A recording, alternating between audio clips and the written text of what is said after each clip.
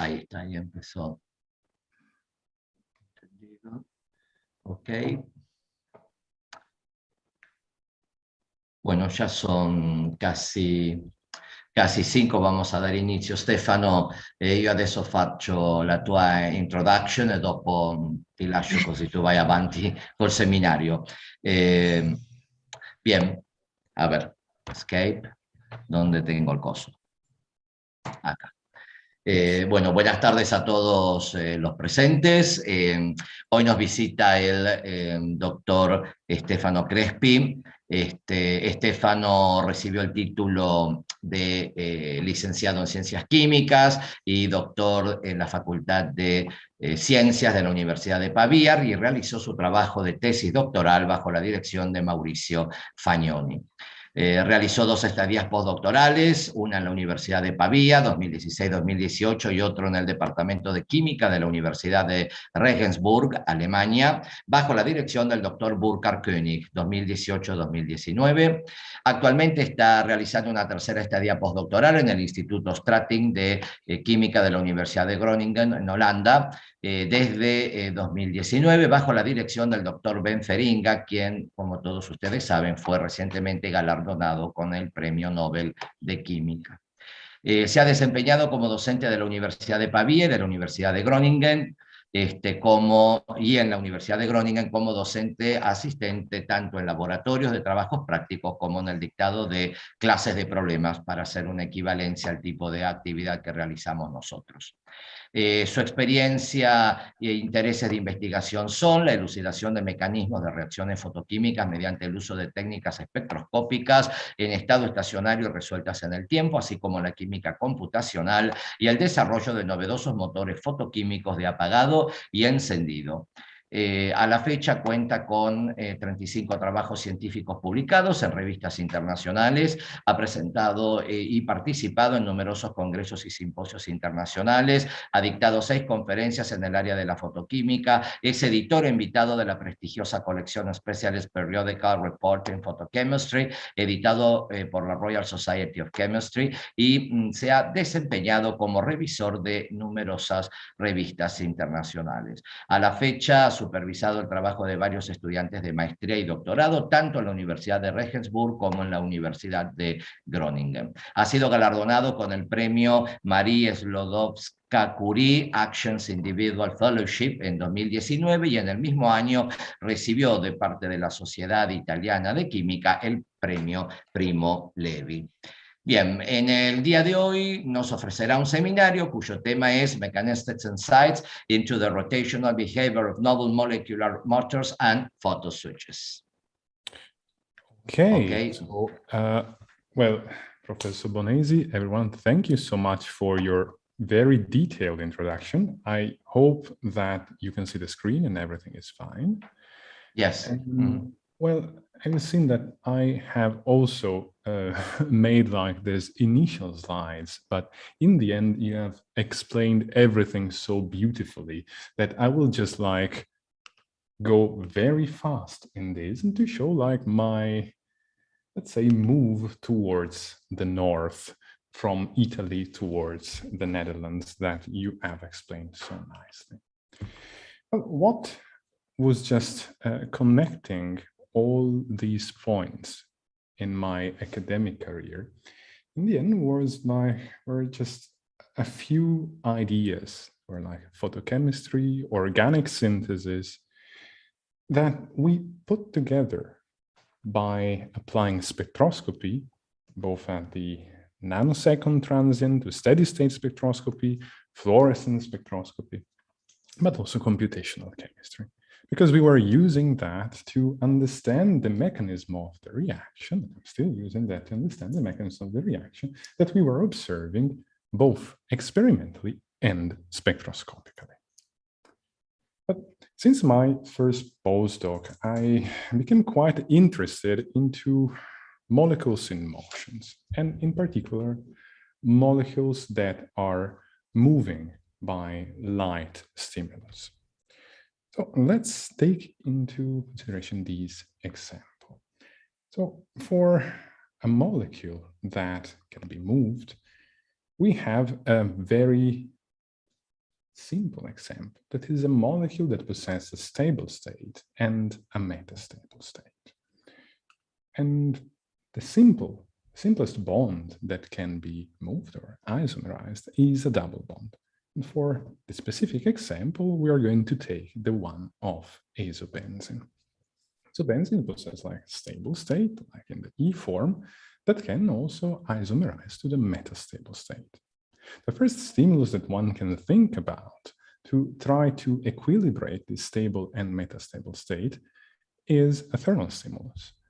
But obviously, the moment that we are just like raising the temperature, we will have the problem of microscopic reversibility, and that the equilibrium of the two molecules will be dictated only by the Boltzmann distribution of the stable and the metastable state. Now, if we are considering these molecules as photoactuators, so we have taken like light, considering light as a fuel of the reaction, well, light itself can drive the mechanical deformation of our molecule. In this case, it's just overcoming the barrier at the ground state, populating an excited state. Now, the metastable state that is formed can be reverted back either by another light stimulus or a thermal stimulus. Azobenzene, or this particular example, is a photochemical switch. It means that there is no directionality in the motion. So the double bond can rotate both clockwise and counterclockwise. There's no way to escape the stochastic nature of the isomerization. To introduce the directionality of the motion, one has to introduce a little bit of chirality. And in particular, for this specific example, that is a Feringa molecular motor, we have put both a point and helical chirality, axial chirality. In this case, we still have stable and metastable state, but the introduction of chiral elements will grant the possibility of populating an extra stable state that is going to be different from the first one, escaping from the trap of the photochemical equilibrium between the initial stable and metastable state.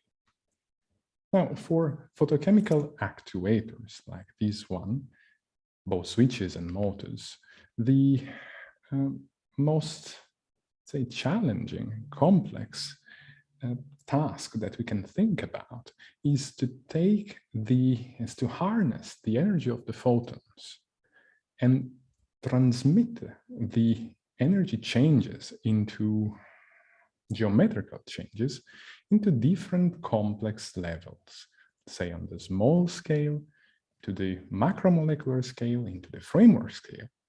And this translation of complexity, and in case needs also cooperativity of action, is aimed towards the formation of even more and more complex structures that can be used for an application. Let's say that in a very broad example, what one is trying to do is very similar to what we can see in terms of different complex examples in the man-made factories.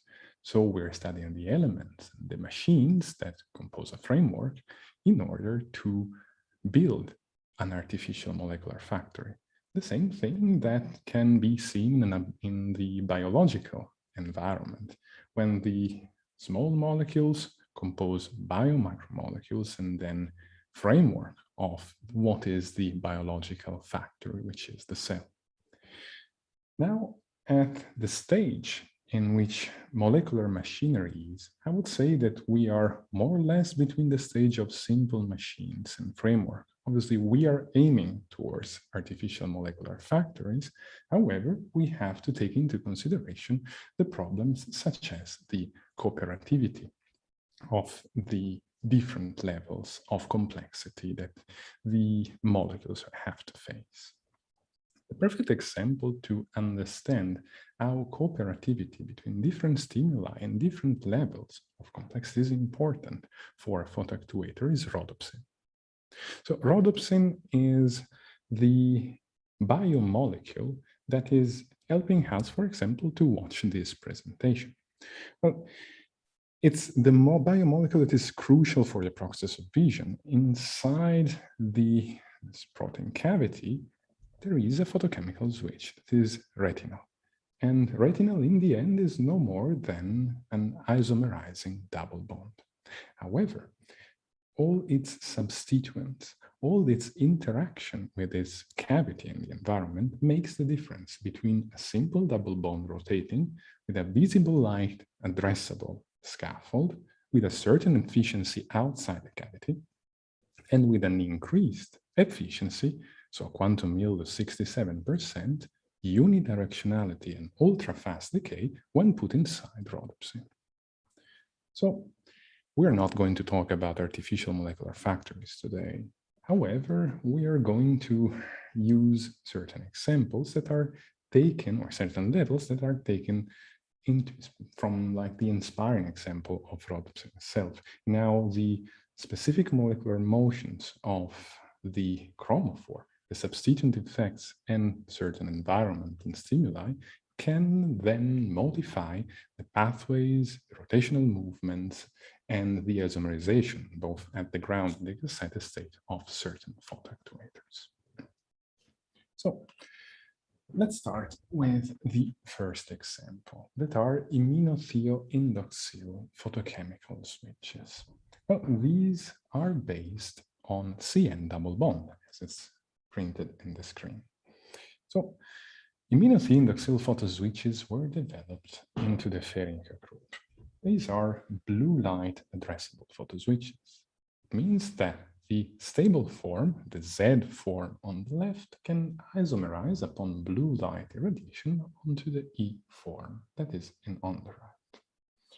What is, I think, really nice for these photochemical switches is that when you're doing these irradiation, you will obtain 100 nanometer band separation between the UV-vis absorption profiles of the Z and the E form. However, the lifetimes of the E form is extremely fast, at the point that one can follow it very nicely using nanosecond transient spectroscopy. Also, to say that the Z form tends to be more stabilized due to the presence, or actually the absence in the Z form, of sterical congestion that is instead present in the E form. One can see it in the rotating X-ray structure that now is still. And in this case, the phenyl ring will be on the side of the sulfur. So our work was starting from these basics, and we wanted to test how the various substituents in the yellow dot, where there was the sulfur at the very beginning, were possibly influencing the different stability between the E and the Z forms.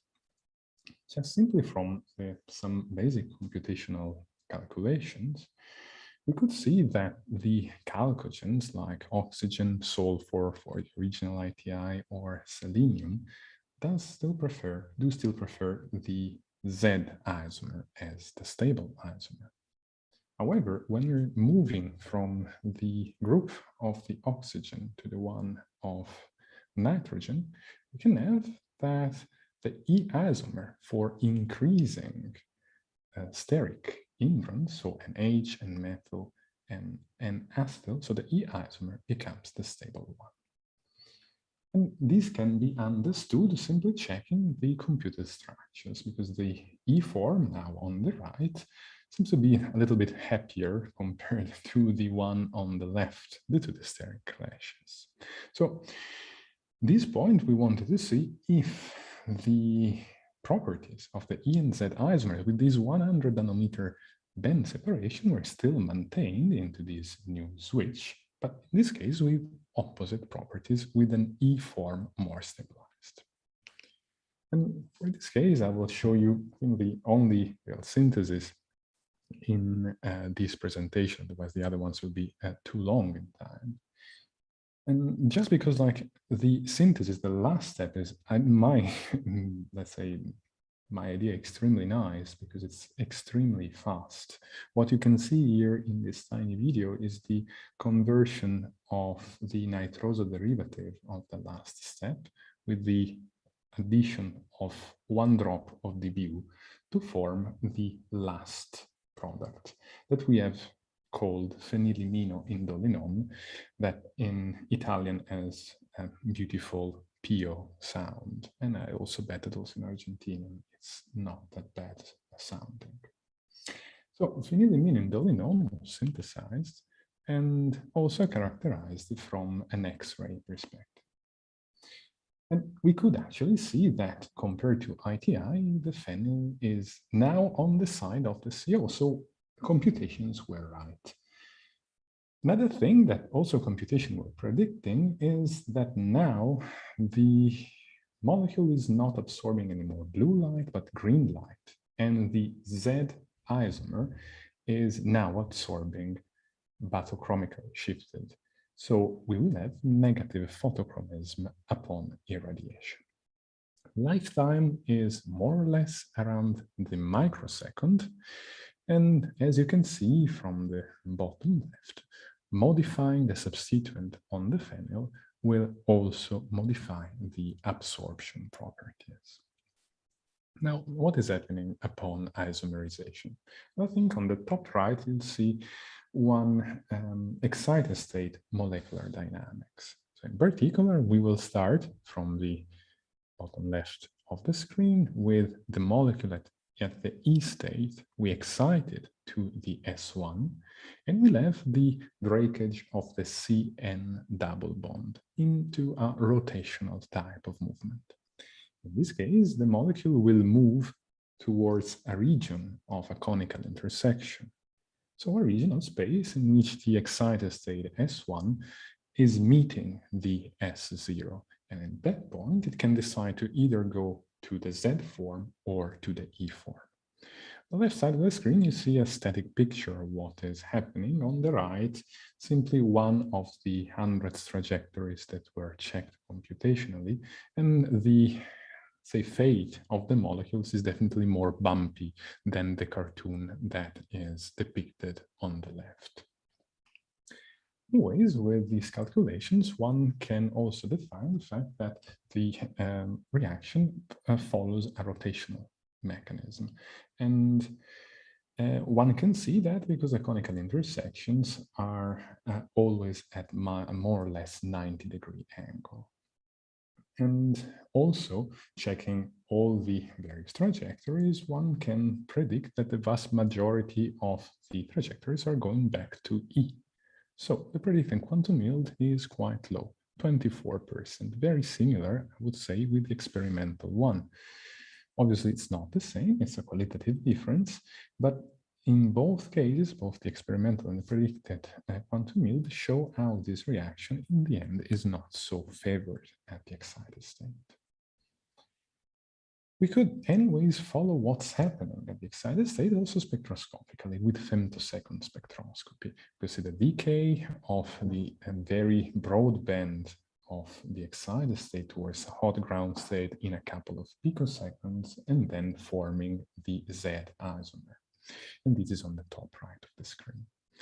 On the top left, you can see what is happening at the ground state. Both of them are differential spectra. So we are looking at the difference of the spectral features in time. Means if we check upon irradiation, what is happening at minus 110 degrees, very similar results can be also obtained with nanosecond transient spectroscopy, we will have a negative band that is the disappearance of the E isomer, and on the left, a positive band that is the appearance of the Z isomer. It's interesting that when you switch off the irradiation, one can observe the Z band interconverting back to the E with a certain lifetime, but also one can decide to irradiate the Z isomer with 420 nanometer light, not anymore with green light, and at minus 110 degrees, these switches are indeed stable, and we will have a so-called P-type photoswitch. The other point in the isomerization is what happens from the Z to the E. Well, instead of having a rotation type of coordinate as in the excited state where the CN double bond is breaking, at the ground state, the computational chemistry predicted an isomerization by an inversion mechanism. That means the CN remains intact and the E form is reverted back following another pathway. And to prove this experimentally, we have synthesized different types of compounds, and we have checked what are the lifetimes upon different type of substitution patterns, so making a hammer plot.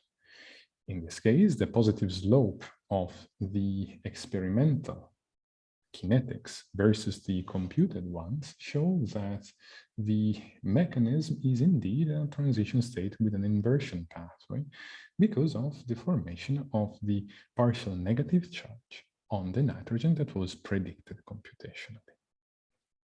So that also we modified the compounds also on the nitrogen, but there were just like only very minimal changes in the lifetimes. So after talking about CN, there is also the possibility to isomerize CC double bonds. CC double bonds, we focus them, and we focus like isomerization, especially at the excited state. So there are two different types of motion at the excited state for CC double bond. One is the precessional type of motion that is defined as hypopid-like type of motion, in which the half of the molecule that is connected to the axle of isomerization, so the CC double bond, not only will rotate, but will also move around like a pyramidalization angle. Obviously, this motion is defined to be less efficient compared to a more normal axial type of motion that is very similar to a wheel that is rotating about an axle. Now, these type of motions are important when we are studying CC double bond photo actuators at the excited state. Typical of the Fehrenheimer motors and the motors that we are studying are structures like the one on top right, so the Auxinal motors. Auxinal motors are neutral and their excited state is zwitterionic. So something that is very typical for a lot of excited state molecules in which their excited state is just the mirror of the ground state electronic character. These Auxinal motors react like with these less efficient precessional motions, their quantum yield is quite low. Biomimetic switches that are studied by Massimo Lipucci in Italy and also in the US are instead charged and the excited state is the radical. The consequence is that the motion tends to be towards an axial type of motion itself and due to the ground state charges. So we wanted to reach some type of greater efficiency in our motors, trying to mimic the push-pull character of the biomimetic switches. And with that, we just simply put more methoxy substituent on the upper part of the molecule. And we studied the isomerization of this compound. What is happening here can be resumed in quite a simplified version here on the left. So we have like our stable molecule, we excite it into a Frank-Condon stable state, and then the molecule will start to isomerize. The CC double bond will reach a state that is like defined as perpendicular state, and also it's also dark state. Now dark definitely not for the mood, but because the oscillator strength in that region is basically zero. This dark state is a minimum, a global minimum of the S1, and it needs to go uphill towards two different conical intersections to go back to the stable state, or going forward into the metastable state, and then proceed via thermolytics inversion, so-called, to the second stable state. Now, we studied these also computationally, as with all these orbital electrons represented on the right side, and a little bit more quantitatively of the picture on the left is given here also, with the geometries of the minimum and the conical intersections. Now, the nature of state, especially the nature of the so-called dark state, can be derived by the femtoseconds transit absorption. That's because the stimulated emission of the signal decays way faster compared to the excited state absorption during the movement of the wave package on the excited state. We measure the quantum yield of stable and of the very stable forms. It was like quite, let's say, complicated for the specific problem. We had to use differential equation solvers, but in the end, we could obtain like value that was matching what it was observed for the femtoseconds, around 8 to 12%, with an increase of the quantum yield compared to the 2% of the Auxinal motors. So what happens here? Well, in the end, as I told you before, the excited state motion of these compounds is related to some type of precessional motion. And this precessional motion is derived from the fact that at the moment that the molecule goes into the excited state minimum, it has to move towards like this conical intersection, pyramidalizing one of the carbons. And the more the conical intersection is similar to the excited state minimum, the better the efficiency.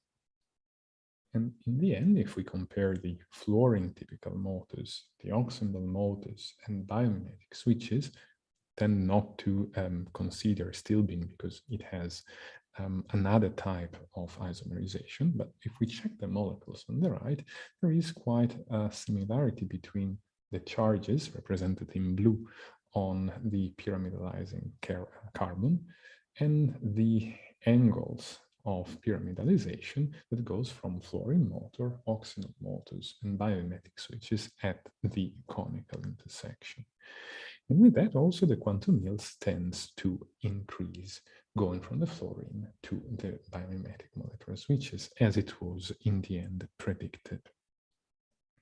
So, and we've seen CN double bond, CC double bond. Another example that I've worked on is NN double bond, so the initial example that was of azobenzene. Azobenzene is a photochemical switch, goes from the E to the Z form, can revert back photochemically, but what it was interesting for me was the fact that it can also revert back thermally.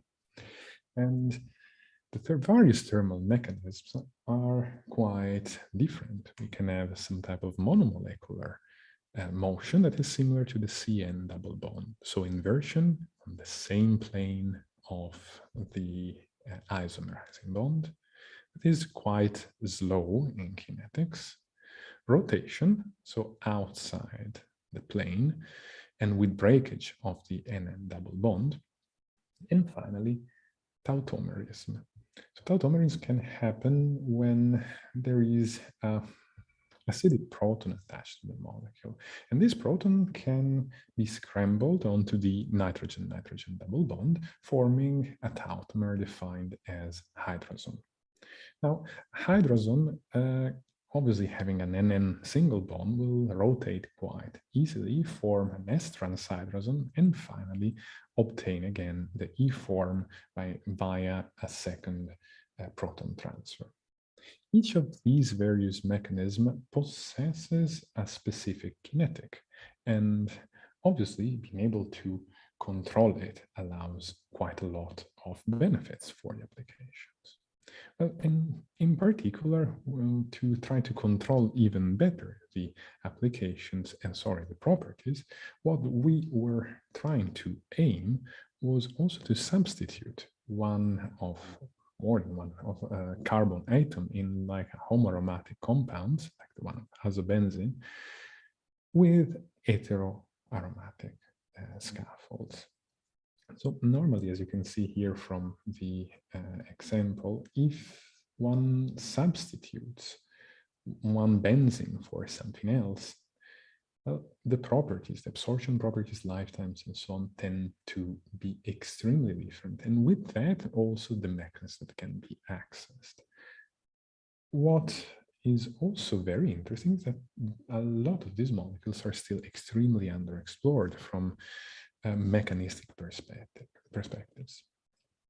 So we studied one class of these molecules that are the phenylazo indoles. And obviously we were aiming to check what were the lifetimes that we could access. And we were pretty lucky that we were able to tune the lifetimes of the Z isomer of these compounds from the nanoseconds to the days, simply modifying the scaffold, simply alkylating the scaffolds in different positions, or changing the substitution patterns.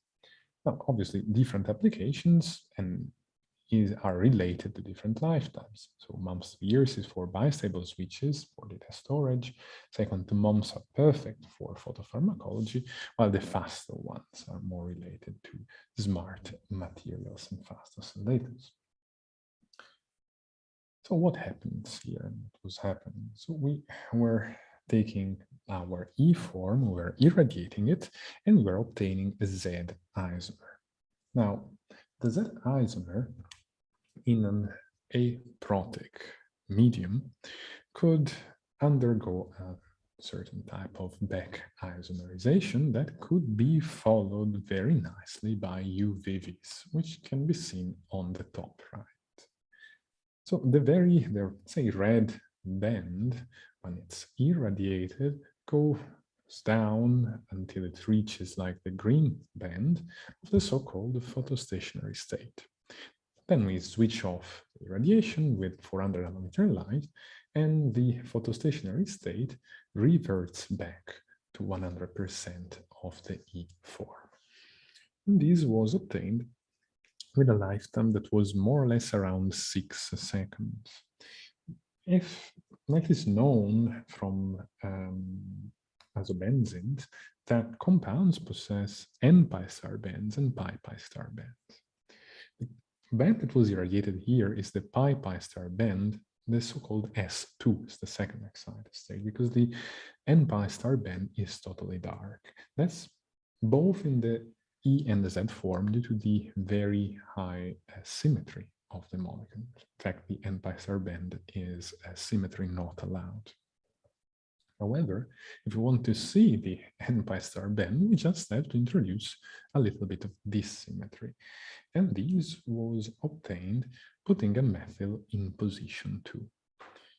Methyl in position 2 destabilizes also the isomer, the Z form, and lifetimes tend to be extremely fast. So we arrive more or less in 1 millisecond lifetimes in the MSO, and that could be observed only via nanosecond transient spectroscopy. The computational chemistry allowed to show that this was a very fast rotational type of movement as the ones that I showed before. Now, what was really puzzling for us was that at the moment that we put like a methyl on the nitrogen, computational chemistry said that the mechanism was totally different, was a slower inversion. And indeed, also from the point of view of the spectroscopy, everything changed and the lifetime reached almost like 3 days. We could simply tune the lifetime from the millisecond to the day, simply changing the position of the methyl. What was even more puzzling was the fact that at the moment we were adding water to the mixture, to the aprotic mixture, we could speed up the isomerization quite a lot. And we were reaching even the nanosecond scale with acidic or basidic water. Also, from the spectroscopic perspective, everything was changing because instead of having a very clean isomerization from the Z to the E after the laser shot, we could see the formation of an extra band that was in between the Z and the E. So the formation of another compound that was an intermediate between the Z and the E.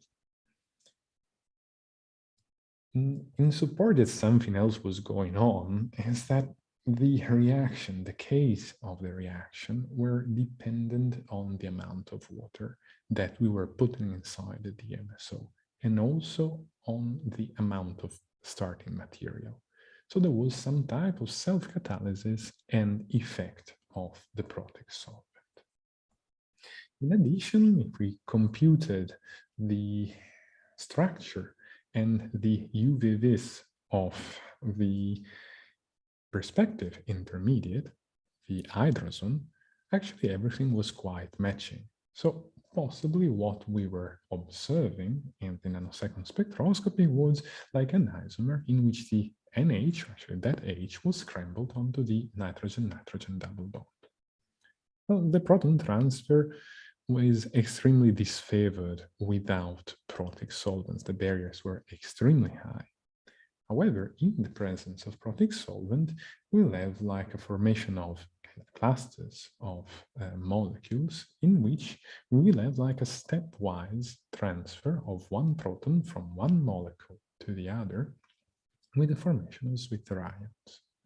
Now, the Zwitter ions, after a second solvent-assisted proton transfer, will form the hydrazones that will rotate freely around about their NN single bond and will form finally the S-trans hydrazone that can interconvert to the E form after, yet again, another series of solvent-assisted proton transfer. Now, this type of isomerization is indeed possesses quite a complicated landscape. What is important to underline is that the hydrazone is allowed mostly by thermochemistry. In fact, the S-cis hydrazone is more or less thermoneutral when compared to the Z, while both the S-trans and the E form are way more stable, so we're just going downhill in energy. All in all, if we take into consideration all the transition states that I've shown you before, the maximum energy, maximum barrier that has to be overcome is way lower compared to the rotational isomerization and the inversion, as it was observed experimentally in the presence of solvent of Protex nature.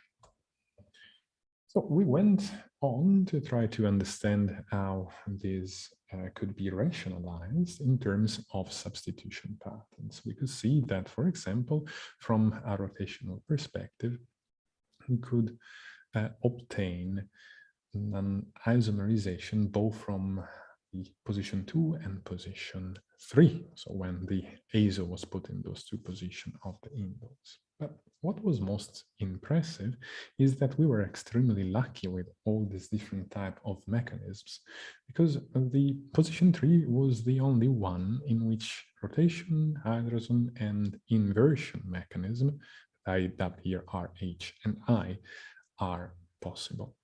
On the other hand, if we put the azo on the benzene part, only the inversion is possible. We analyzed all these experimental, but also computational data with natural bond orbital analysis and natural resonance theory, but also basic drawing of organic chemistry can let us understand why, for example, the hydrazone formation is not possible in all the other positions that I've shown, apart the position number 3.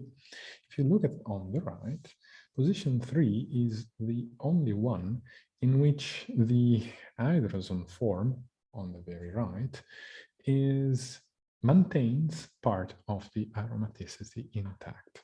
All the others, they have lost aromaticity and the delta G from the formation of these compounds becomes extremely unreachable for the molecule itself. So, after having studied these compounds, we went on to try to understand why the R equals H as a substituent allows the rotation, obviously the hydrogen we have seen why, and the methyl mostly always inversion. And to keep like a long story short, that was due to like some stereoelectronic orbital interactions that are extremely more marked into the R equals methyl, and at the moment that are going to be broken at the transition state of rotation will lead to an energetic destabilization. So when there is methyl, basically we will always have inversion. What is interesting are the molecules that are depicted on the left, so the pyrazoles. The pyrazoles possess like inversion mechanism both with the H and the methyl. But the one marked with the gray box with R equals H were never studied in the literature, exactly for the fear that they could form hydrogens and be fast and be impossible to be seen very easily. So, however, for our calculations, these molecules were only undergoing inversion. And so we decided to synthesize them and check if our calculations were right. And indeed, putting different substituents, all these pyrazoles were always stable, both with lifetimes that were more or less around the hours and the days. So no hydrogen was detected, or at least no hydrogen was detected coming from the pyrazole moiety itself. In fact, if you put like an NH2 as the box on the very bottom, one can still have a hydrogen and a speed up of the lifetime, but yet again, not coming from the pyrazole. So after having discussed the CC, the CN, and say the NN double bond, and also revert back to the CC and to the molecular motors. That is because the change in polarities and the properties of the solvents that are modifying the characteristic of isomerization of the compound is not only typical of the azos. So we can use also these characteristics to tune and mediate the isomerization time of a molecular motor. So let's revert a little bit back and have a look at molecular motors themselves. So we have like a stable state that is depicted on the left with a very strong push-pull character with a pyrrolidine on the top half and this ion group on the bottom half. Now these can isomerize and form a metastable state. It was interesting that this molecule is extremely solvatochromic, as it is depicted on the very right of the screen. So that is like the positioning of the lambda max upon different solvent. On the x-axis, we have a multivariate regression, so a Kamlet-Taft plot, so-called, in which we have three parameters. Alpha, that is the acidity of the solvent, beta, the basicity, pi star, the polarizability, and delta, that is like an extra factor that is related to the aromaticity and the presence of halogens. Well, the polarizability is the higher value here. What does it mean? That with the multivariate regression, we always tend to linearize all these points. And the higher the value before all these parameters, then the higher is going to be the importance of each of these parameters into the linearization and in the end into the variation of the lambda max of absorption upon change of the solvent. So the polarity of the solvent makes the most out of it. So the moment that we are irradiating our compound with inside low polarity solvents like hexane, cyclohexane, heptane, we'll have the cycle from the stable to the metastable. Now the metastable can flip its upper half over the lower half and form another stable state that can be isomerized yet again. And we are going from the top left to the bottom left to another stable state after another thermal helix inversion. These processes can be followed very nicely by UV vis. So we have the stable state that is decreasing and the metastable state band at 600 millimeter that is increasing. One repeats this type of experiments with different temperatures, and in this case we obtain a nice iron plot with a delta G of activation of 91 kilojoule per mole. Now, if we change the polarity of the solvent and we go into high polarity or more polar solvent, everything changes again.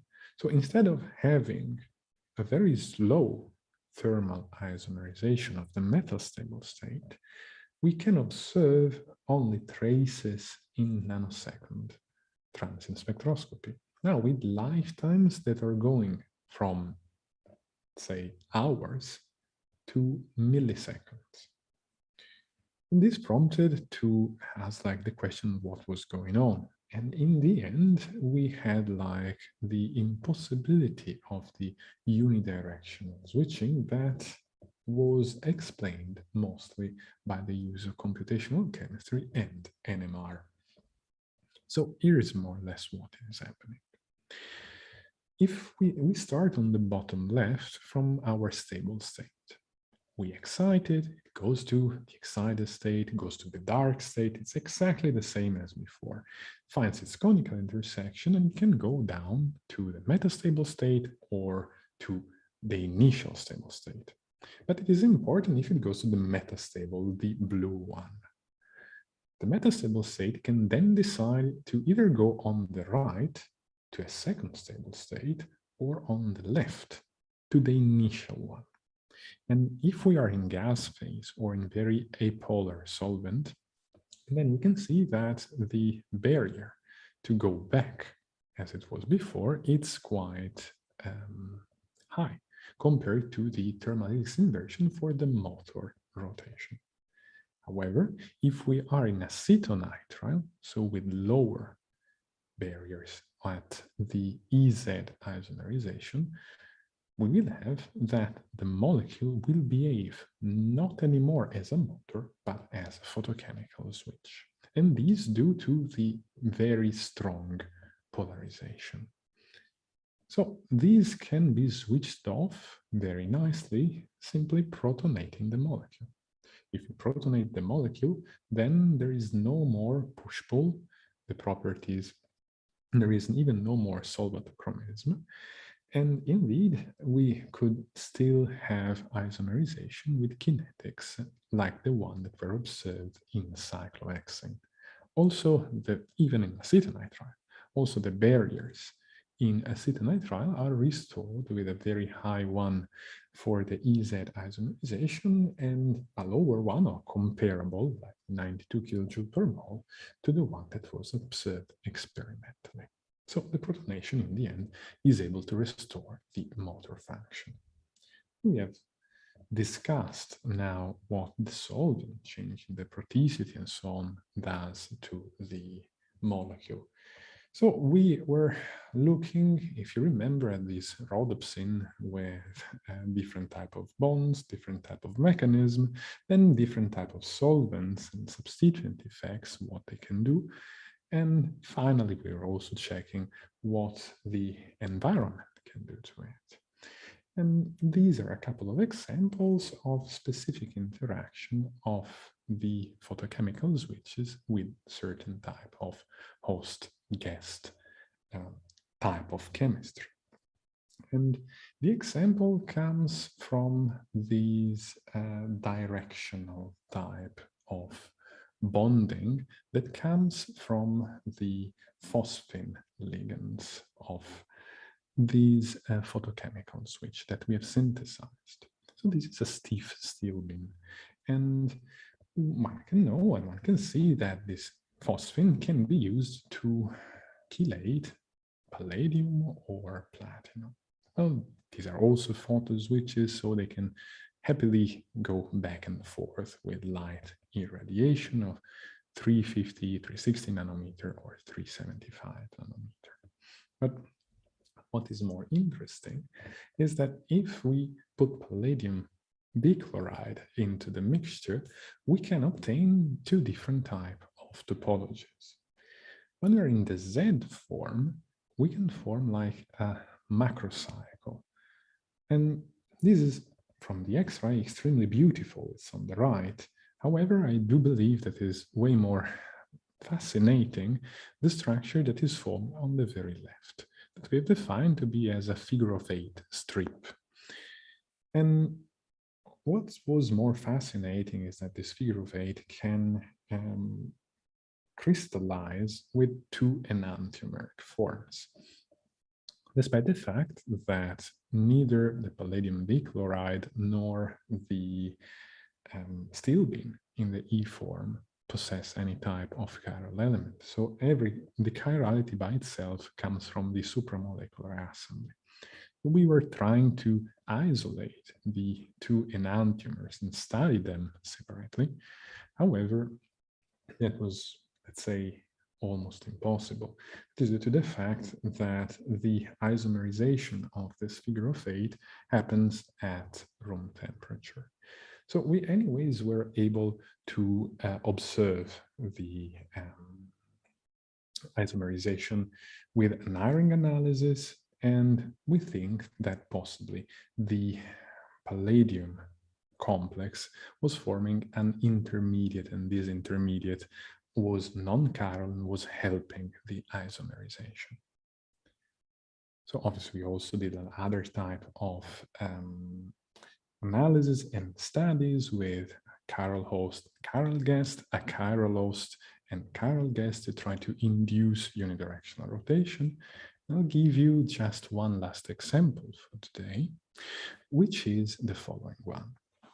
We've seen that with a chiral host, an achiral host and an achiral guest, we could induce some information, some chiral information. Now, if you're taking mostly the same type of structure of the photoswitch you've seen here, and instead of using an achiral guest, use a chiral guest, then you can induce a certain type of directional isomerization.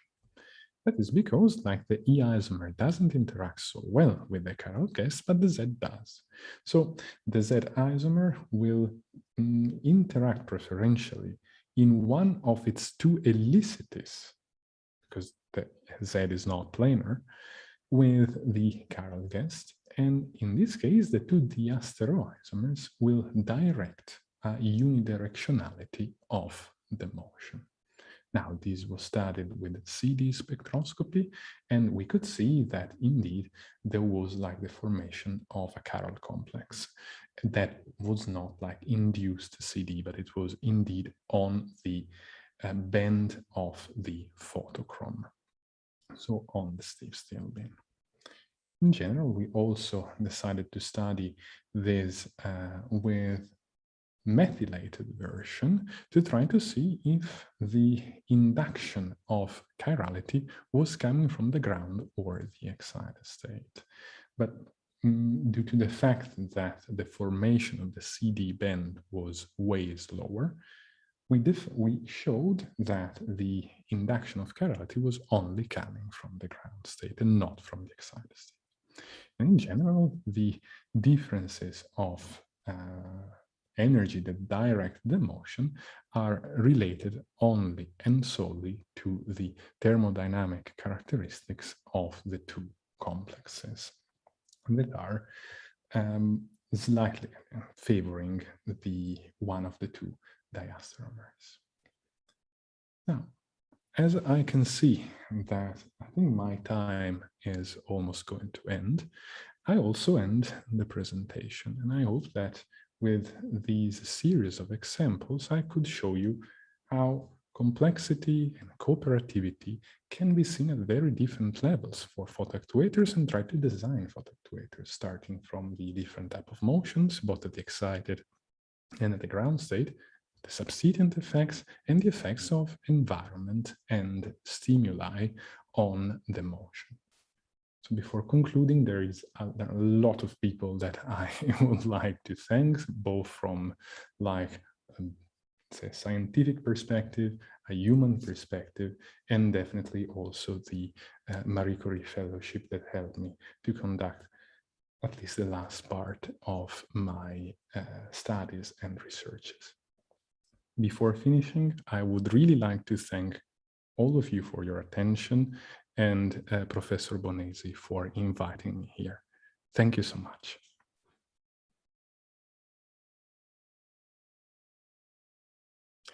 I think, Sergio, that you're muted.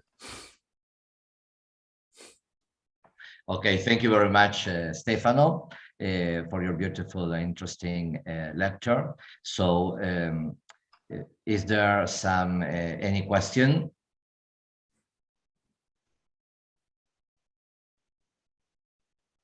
Nobody want to ask nothing to Stefano? Okay, I'm going to make you a question, please. There's something in... It's after lunch, so it's normal that I'm just like... No problem. Listen, Stefano, when you talk about the substituent effects on the PO substances, you showed that there was a very beautiful linear regression with the Hammett parameters, for example. So the isomerization in that case involves Switterionic spaces, or is very radical in nature? These involves, let me find it again in this slide. It's at the beginning, yes, I think. It's at the very, very beginning. Very in the beginning. And now it should be here. And now we switch up this.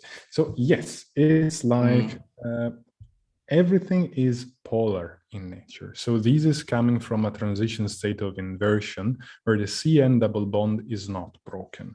So in this way, you will have the accumulation of a partial negative charge. Obviously, this is going to be a little bit more or less accentuated due to the presence of different types of isomers. But it's we were almost like very happy when we could have like the formation of like a very nice linear correlation. Maybe you can notice that the methoxy is a little bit shifted, at least from the computational one. But this is just a computational because obviously computation is in gas phase, so we had to use the sigma plus parameter to linearize the plot. Okay. Because, like, let's say that the charge transfer was too much for the computation. So but with the linearization with the sigma plus for this parameter is basically the same. So at least the mechanism, we are pretty confident that is this one, as it was also seen for a lot of imines, let's say. Okay, and you didn't show any linear correlation when there was a carbon-carbon double bond regarding the Hammett effect. In that cases, where the double carbon bond is present in your molecules, is a radical in nature, or is again a switterionic or a cationic intermediate? This is quite a very nice question, and I will show you here. Let's say, because like this is quite, let's say, complicated and studied by a lot of groups, because like the nature of the CC double bond upon isomerization here is not definitely so well understood. Let's say that the presence of charges on the excited and the ground state will change the nature of the double bond. For the ground state, if you have a non-charged compound, you will have that the transition state is the radical. Okay. However, the excited state will be zwitterionic. And as a consequence, you will have this pyramidalization that I showed you before, because it comes from the negative charge that is on this carbon. Vice versa, if you have the charges here, everything is mixed and opposite. So if this is charged, also this transition state will be charged, but the excited state will be opposite and the radical. Being the radical, you do not have anymore the pyramidalization, and the mechanism becomes axial. All right. Yes, very clear. Thank you very much. You're very welcome. Any question? Well, I would like to thank you, Stefano, because your talk was very nice and your explanation was really very clear. Thank you. Thank you so much for your nice comment. Thank you. Okay, so we can give an applause for Stefano if there is no any question. Okay, just like a virtual applause. Thank you very much. And thank you very much. Thank you. Thank you. Yes, she is Alicia. Alicia Poutos is in charge with me with the organization of the seminars. So then I send you by mail the certificate that you give a talk here also, but it's in Spanish, not in English. That's no problem. That's no problem. I like Spanish more than English. Okay. If you need, we can translate it. But in case, I will send you like an email if that is necessary. Okay. So, bien, bueno, le agradezco entonces a todos, gracias por asistir y bueno, nosotros nos vemos la semana que viene con otro seminario, ¿sí? Otro seminario. Gracias. Muchas gracias. Gracias. Buenas tardes a todos. Thank you. Bye.